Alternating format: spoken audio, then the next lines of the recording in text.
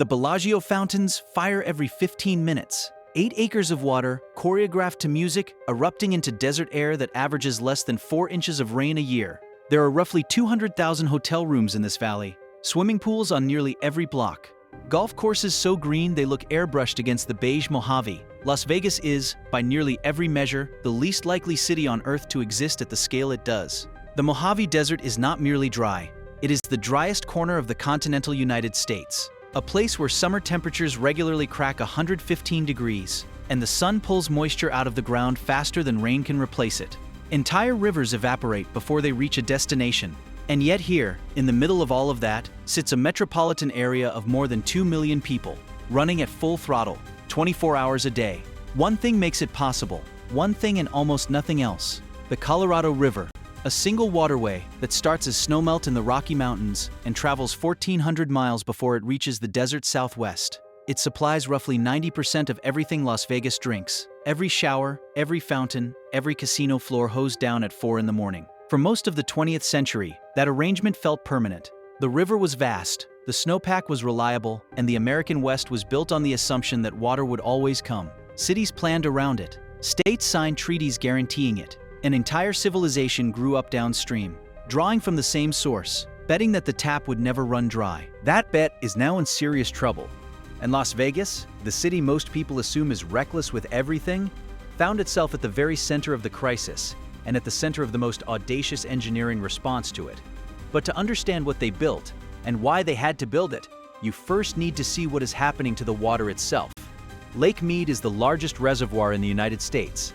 At full capacity, it holds enough water to cover the entire state of Pennsylvania a foot deep, roughly 26.5 trillion gallons pressed against the walls of Black Canyon, held back by Hoover Dam.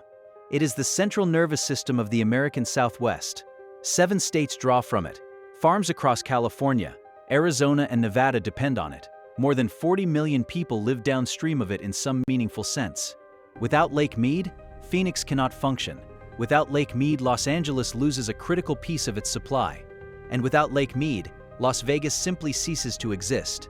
The reservoir was created when Hoover Dam went up in the 1930s, flooding a stretch of the Colorado River that runs through the Mojave Desert. At the time, it felt like an act of pure mastery. Humanity bending a wild river into something useful, something controlled, something permanent. Engineers designed it to hold 30 years of the Colorado's average flow, a vast buffer against drought, a civilizational insurance policy carved into rock. But here's what happens when you go to Lake Mead today, or when you pull up almost any photograph taken in the last decade. You see a line, a white horizontal band etched into the canyon walls, pale against the dark red sandstone, running all the way around the shoreline like the ring left inside a bathtub. Mineral deposits, calcium carbonate mostly, left behind as the waterline dropped and the rock dried out. That ring is not subtle. In some places it stretches nearly 200 feet above the current waterline.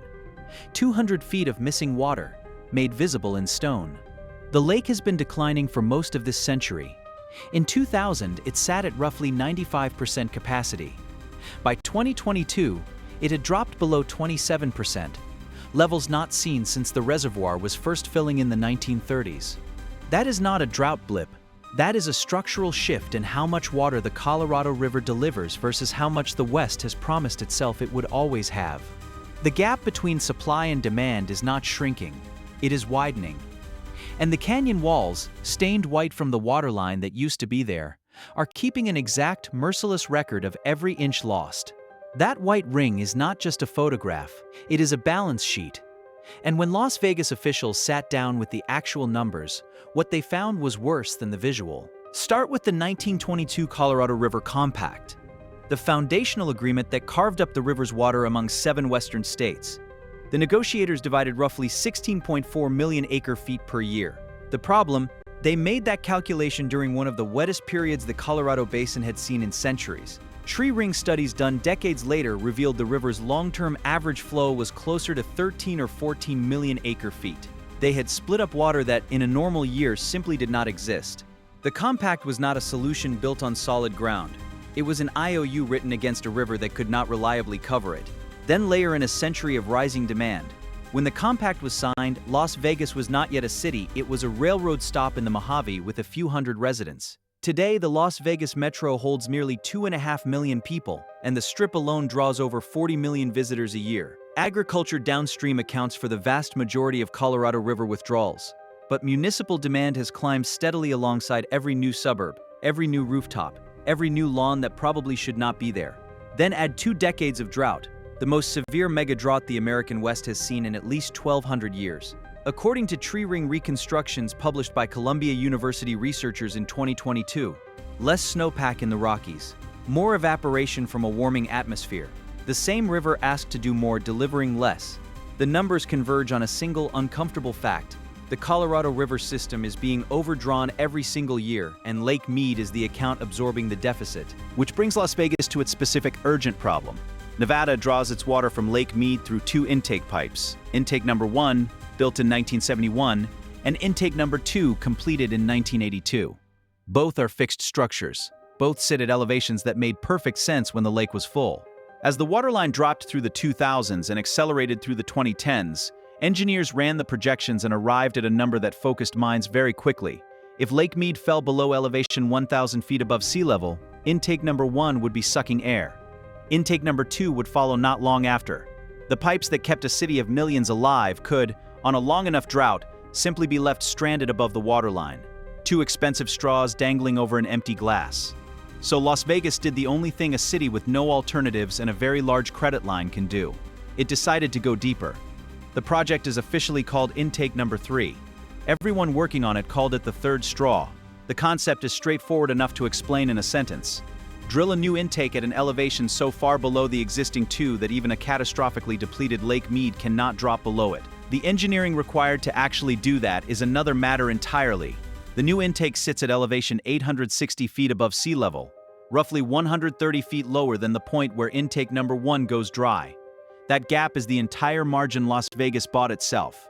130 feet of lake depth, purchased for $1.4 billion. When you work out the arithmetic, the city paid roughly $10 million per vertical foot of insurance. But the elevation was the easy part to describe. The hard part was the geography. To reach that depth, engineers didn't punch straight down from the shoreline. They had to bore nearly 3 miles of tunnel, sideways, curving, descending, directly beneath an active reservoir that was still supplying water to millions of people while construction was underway. There was no option to drain the lake, no option to pause the city's water demand, no option to wait. The tunnel had to be built underneath a body of water that would not stop being used while they built it. The machine they built to do it was custom, a tunnel boring machine designed specifically for this project, assembled underground in a chamber excavated just to hold it. It weighed nearly 9 million pounds. Moving it into position required blasting a staging cavern the size of a 10-story building into the bedrock beneath the lake floor. The boring machine then cut through volcanic rock toward the intake point, advancing a few feet per day, while workers reinforced the tunnel behind it with concrete rings, each one poured against the pressure of a lake sitting above their heads. The single scenario that kept engineers awake was a breach, a crack in the tunnel wall while boring, the lake pressure finding the gap, water flooding in faster than any pump could handle. It never happened. But the engineering contingencies built around that possibility, the fail-safes, the monitoring systems, the redundant seals, added months to the timeline and tens of millions to the cost. The margin for error in a project like this is not measured in inches. It is measured in whether everyone gets out. The third straw was completed in 2015. Las Vegas turned it on quietly, with almost no public ceremony. The city now had a lifeline anchored deep enough that even the worst projections couldn't strand it above the waterline. For the moment, the glass still had a straw in it. Getting to that moment, Las Vegas quietly flipping a switch in 2015, required 7 years of work that most people in the city never saw, heard, or thought about. The tunnel that delivers the water runs nearly 3 miles under an active reservoir. Building it meant solving problems that had no established playbook. The machine that did the boring was built specifically for this project. A tunnel boring machine, TBM in engineering shorthand, roughly the size of a 10-story building laid on its side, fitted with a rotating cutter head designed to grind through the fractured volcanic rock beneath Lake Mead's floor. You don't rent one of these. You commission it, wait for it, and then figure out how to get it 600 feet underground under a lake, through rock that has never been mapped at that depth. The access shaft alone was a project within the project. Workers sank a vertical shaft from an artificial island, a gravel pad built out into the lake, down to the tunnel level. From there, the boring machine pushed east, carving a path roughly 2.5 times the diameter of a standard subway tunnel, angling toward the lowest point of the reservoir. The excavated rock had to come back up the same shaft the workers were using. Everything in, everything out, through a single bottleneck. What made this categorically different from a standard tunnel job was that the lake above was still full and still in use the entire time. Las Vegas couldn't drain it, couldn't pause it, couldn't ask 40 million downstream users to wait while the construction crew sorted things out. The reservoir was a live system under real pressure, and workers were boring through the rock directly beneath it for years. The intake structure at the end of the tunnel, the actual mouth of the third straw, had to be installed against the lake bed while the lake was operating. Divers worked at depth in silt-heavy water with limited visibility, fitting components that had to seal under pressure from day one. There was no dry run. The one scenario engineers couldn't engineer their way around entirely was an uncontrolled inflow, a fracture in the tunnel wall that let the lake in before the boring machine could retreat or a seal could be set. The rock around Lake Mead is old and in places heavily jointed, not unpredictable, but not perfectly predictable either. They ran continuous ground-penetrating surveys ahead of the cutterhead, looking for voids and wet zones. They kept grout injection systems ready at all times. The fail-safe culture on that site was absolute, because the consequence of getting it wrong wasn't a delay or a cost overrun. It was a flooded tunnel and the people inside it. It held. The tunnel held. The seals held. And in 2015, the intake at the bottom of Lake Mead began pulling water at an elevation low enough to reach reserves neither of the two existing straws could touch. The city that built the project barely marked the occasion. The engineering crew that spent 7 years underground got a quiet handshake and moved on. But here's the thing about the third straw that the quiet handshake obscures. The engineers who built it weren't solving a surprise. They were closing a gap that someone else had spotted 30 years earlier and spent 3 decades methodically preparing for. The Southern Nevada Water Authority was created in 1991, which is itself a telling date. Lake Mead wasn't in crisis in 1991. The bathtub ring wasn't visible yet. The drought that would hollow out the reservoir hadn't started. By any reasonable measure, the Colorado River system looked stressed but functional. And yet the agency was founded precisely because a small group of water planners had run the numbers on where Las Vegas was heading and didn't like what they saw. The population trajectory was the first alarm. Southern Nevada added roughly 1,000 new residents every week through the 1990s. The water allocations tied to that growth were fixed. Nevada holds the smallest senior allocation of any of the 7 Colorado River states, just 300,000 acre-feet per year, a number negotiated in 1922 when Nevada was nearly empty. The math was straightforward and brutal. If per-person water use stayed where it was, the city would outgrow its legal supply before the infrastructure could catch up. So the authority did something almost no water agency in the American West had done at that scale. It turned conservation into policy with teeth, not suggestions. Mandates. It banned ornamental grass on commercial properties. It paid homeowners to rip out their lawns. A rebate program that ultimately removed over 200 million square feet of turf. It required new construction to meet strict efficiency standards. It built a tiered pricing structure where water gets dramatically more expensive the more of it you use. The result looks statistically impossible. Between 2002 and 2020, the Las Vegas metro area added about 750,000 people. Its total water consumption went down. Not per capita, total. A city approaching 2.5 million people uses less water today than it did when it had 1.7 million. That is not an accident. That is the outcome of an agency that decided growth and conservation were not opposites. The political fights were harder than the engineering. Nevada's small allocation made it a junior partner in every Colorado River negotiation, perpetually arguing for flexibility against states like California and Arizona that held senior rights and weren't eager to yield them. The authority became one of the most aggressive voices in those negotiations. Not always popular, but effective. It understood earlier than most that the river everyone was fighting over was getting smaller, and that the only winning position was to need less of it than anyone else.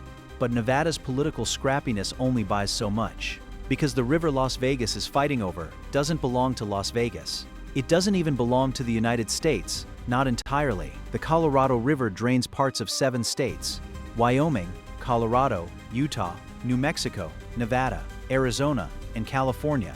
It also flows into Mexico. where the 1944 water treaty promises a share to 2 Mexican states before the river reaches the Sea of Cortez. 40 million people depend on it. Farms across the Imperial Valley in California, one of the most productive agricultural regions on Earth, pull more water from this single river than the entire state of Nevada is allocated. Phoenix, Tucson, Salt Lake City, Los Angeles, Denver, all of them, to varying degrees, drinking from the same shrinking source. The legal scaffolding holding all of this together is the 1922 Colorado River Compact. 7 states sat down after years of fighting and divided the river between the Upper Basin, Colorado, Utah, Wyoming, New Mexico, and the Lower Basin, California, Arizona, Nevada. The Upper Basin would deliver a set volume of water downstream every year. Everyone got their share. Problem solved. Except it wasn't. The compact was negotiated during one of the wettest decades in the region's recorded history. The river's flow was measured, averaged, and then allocated, and the number they used was too high by roughly 20%. They divided water that was never reliably there. That error has been compounding ever since. For decades, the reckoning stayed theoretical.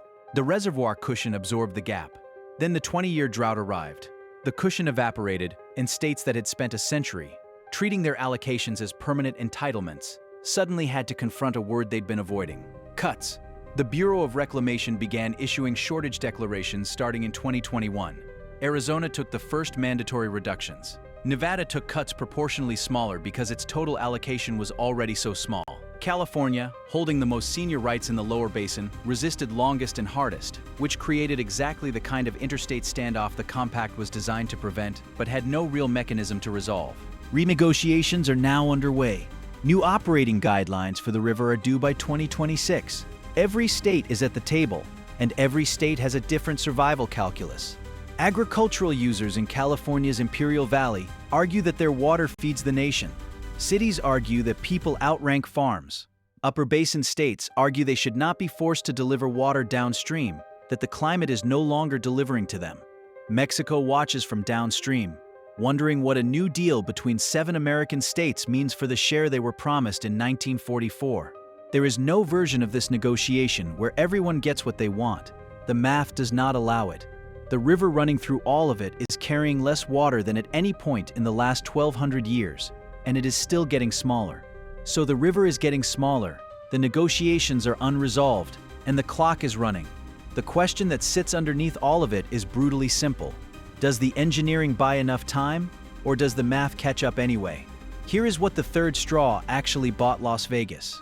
It lowered the city's functional intake threshold by about 50 feet, from roughly 1,050 feet above sea level down to just over 1,000. That gap sounds modest. In practice, it meant Las Vegas could keep drinking from Lake Mead through the worst of the recent drought years when the older intakes were starting to get nervous. The project worked. The engineers were right. But working is not the same as solved. The Bureau of Reclamation's own modeling, using mid-range climate projections, not worst case, shows Lake Mead continuing to decline through the 2030s under current consumption patterns. The projections that matter most are not the catastrophic ones. They are the medium ones, because those are the ones that are already happening. The third straw's lowest intake point sits at elevation 860 feet. Lake Mead has already dropped below 900 feet. The buffer that once seemed generous is eroding in real time. Another severe drought cycle, not a theoretical one, but the kind the Colorado Basin has already seen twice in the last 20 years. And that margin compresses fast. Conservation helps. Las Vegas has cut its per capita water consumption by nearly half since the early 1990s. That is a genuine achievement, one that most cities in the American West have not come close to matching. But here is the problem with being exceptionally efficient. At some point you run out of waste to eliminate. Las Vegas has already cut the obvious excess. What remains is the irreducible minimum, the water people need to actually live, to run hospitals and schools and cooling systems in a desert where summer temperatures now regularly exceed 115 degrees. You cannot conserve your way out of a structural deficit when the inflow is declining faster than the demand. The Southern Nevada Water Authority's own long-range models acknowledge this. Conservation buys years, maybe a decade. It does not recharge a reservoir that is receiving less snowmelt than at any point in recorded history. The math is not cruel, it is just indifferent. The third straw extended the timeline. Conservation extended it further, but neither one changed the underlying trajectory. What runs out first, water or time, depends entirely on what happens next. And what happens next is not an engineering question. So Las Vegas decided to answer a question nobody else in the American West was willing to ask out loud. What does a desert city actually have to give up to survive? The answer, it turns out, is grass. Specifically, about 42 square miles of it.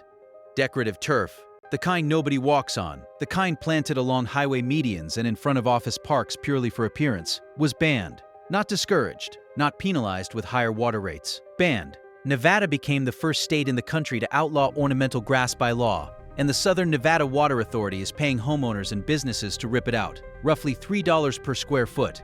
By some estimates, eliminating that turf will save around 10 billion gallons of water a year. That is a real number. It moves the needle. Golf courses are closing or converting to recycled water.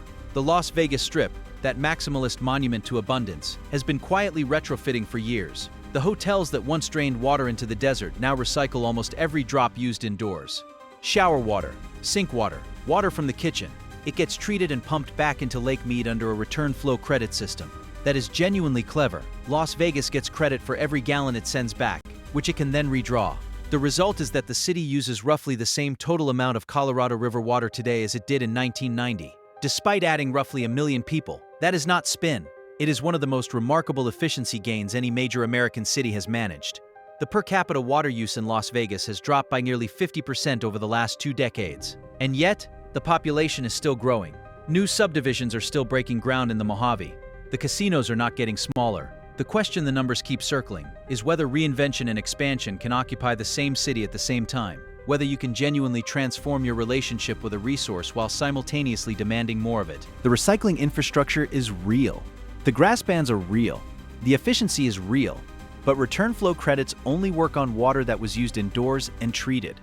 Outdoor water, sprinklers, pools, evaporation from those famous fountains, goes straight into the desert air and is gone. And as the city grows, even the indoor use adds up. Las Vegas is not pretending. The Water Authority publishes its models. The officials give the honest interviews. They know the math. Conservation bought them time the third straw extended. But the city is still betting that growth and survival are compatible. That engineering and discipline together can thread a needle that climate change keeps making smaller. Whether that bet pays off is not a question the city gets to answer alone. That needle keeps getting smaller. And Las Vegas is not the only city threading it. Phoenix draws from the same river. Tucson does. Denver, Salt Lake, Albuquerque. Every major city in the American West is downstream of the same shrinking snowpack, the same over-allocated river, the same century-old math that assigned more water than ever actually existed. Las Vegas just got there first. The bathtub ring on Lake Mead is the most photographed evidence of a reckoning that is coming for all of them. So what does the third straw actually represent? Not a solution. The engineers who built it will tell you that directly. It is a margin. Roughly a decade of additional runway. Maybe more if the conservation holds, maybe less if the climate models sharpen in the wrong direction. The intake sits at the lowest point humans could practically reach inside that reservoir. There is no fourth straw. You cannot drill deeper into a lake that isn't there. What the project really represents is a city deciding, with full information, that it intended to survive. Not to shrink, not to scatter, to stay, and to build the infrastructure that staying required. You can argue about whether that was the right decision, but it was not a naive one. The Southern Nevada Water Authority ran the projections, published the numbers, and then spent $1.4 billion on the answer. That is a different thing entirely from the cities that are still waiting to be surprised. Because here is the broader lesson buried under that lake bed. The infrastructure crisis of the 21st century is not going to arrive as a slow arithmetic, demand climbing, supply falling, the gap widening one dry winter at a time until the system that was always running close to the edge finally runs off it. The cities that survive that arithmetic will be the ones that started doing the uncomfortable math early, before the crisis made the choices for them. Las Vegas drilled 3 miles under an active reservoir because waiting was no longer an option. The white ring on those canyon walls had already delivered the verdict. The only question left was whether the city would answer it. For now, the water flows, the fountains run, the lights stay on across the desert. But every drop that comes through that tunnel at the bottom of Lake Mead carries the same quiet message. This is borrowed time, and the debt is still accumulating.